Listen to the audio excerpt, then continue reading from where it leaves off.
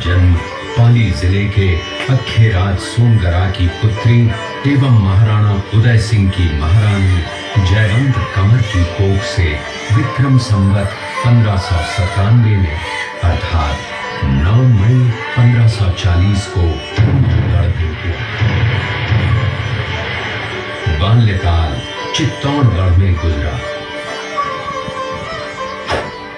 सन 1567 में अकबर ने जब चित्तौड़गढ़ पर आक्रमण किया तो मेवाड़ के प्रमुख सरदारों और सेना नायकों के आग्रह पर महाराणा उदय सिंह ने चित्तौड़गढ़ छोड़ दिया। अपने देश, कुल, गौरव और मातृभूमि की मर्यादा के लिए प्राण न्योछावर करने वाले योद्धाओं और ललनाओं से प्रताप ने न केवल सीख ली बल्कि ये घटना उनके जीवन का आधार बन गई। फरवरी 1572 को महाराणा उदय सिंह का देहांत हुआ। प्रताप की ज्येष्ठता और योग्यता को ध्यान में रखते हुए सरदारों ने उनको राजगद्दी पर आसीन किया। होली के दिन उनका गोगुंदा में राज तिलक हुआ। उस समय तक लगभग सभी राजाओं ने अकबर की अधीनता स्वीकार कर ली थी।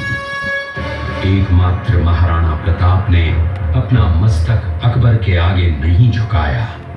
प्रताप मुगलों से लोहा लेने की तैयारी में जी जान से जुट गए। 18 जून 1576 की सुबह हल्दी घाटी और खमनोर के मध्य एक मैदान में ऐतिहासिक युद्ध हुआ। महाराणा प्रताप की सेना गोगुंदा से हल्दी घाटी पहुंची, जबकि सेनापति मानसिंह के नेतृत्व में मुगल सेना ने हल्दी घाटी के ठीक नीचे मैदान में अपना मोर्चा जमाया।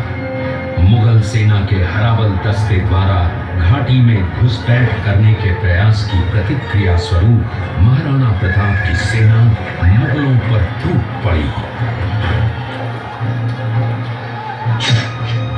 प्रताप के हराबल सैन्य दलों का नेतृत्व पठान हाकिम हासूर कर रहे थे।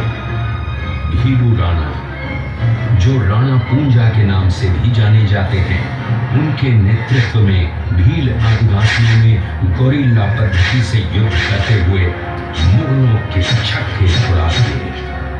देखते ही देखते शाही सेना में खलबली मच गई।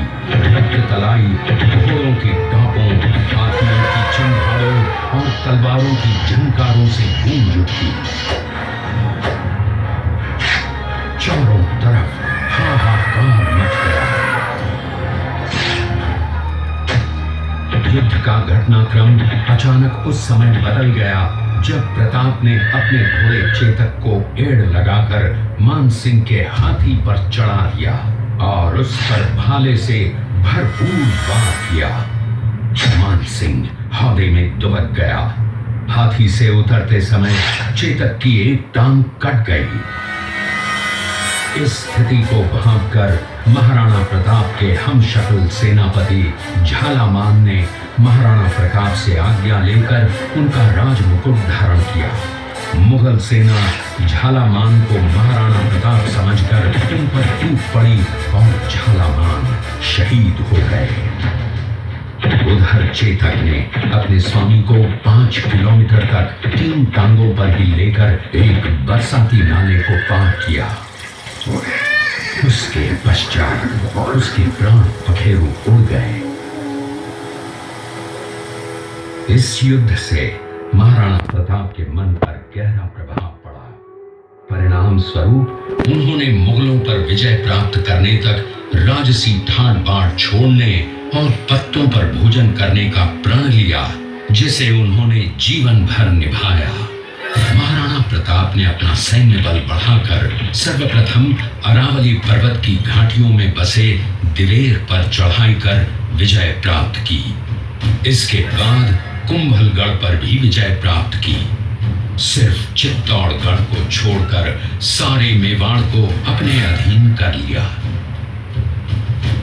कालांतर में महाराणा ने चावंड में अपनी राजधानी स्थापित की।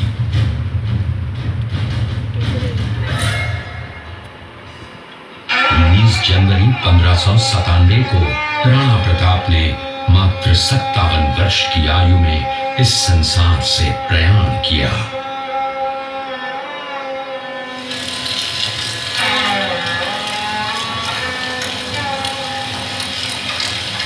हल्दी घाटी का युद्ध एक सांप्रदायिक युद्ध न होकर आत्मसम्मान, मातृभूमि की स्वतंत्रता व स्वाधीनता का संघर्ष था।